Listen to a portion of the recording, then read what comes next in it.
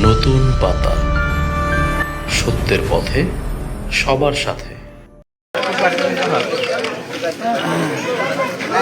Dengue ও chikungunya প্রতিরোধে নেত্রকোনার কেন্দুয়ায় পরিষ্কার পরিচ্ছন্নতা কার্যক্রম 2026-এর উদ্বোধন করা হয়েছে।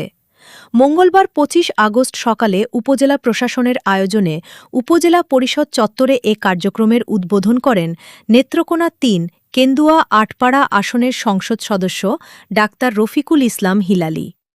উদ্বোধনকালে সংসদ সদস্য ডাক্তার রফিকুল ইসলাম হিলালি পরিচ্ছন্ন পরিবেশের গুরুত্ব তুলে ধরে বলেন, সুন্দর ও সুস্থ আগামী প্রজন্ম এবং সমাজ গড়তে প্রত্যেক নাগরিককে নিজ নিজ অবস্থান থেকে পরিচ্ছন্নতা কার্যক্রমে অংশ নিতে হবে।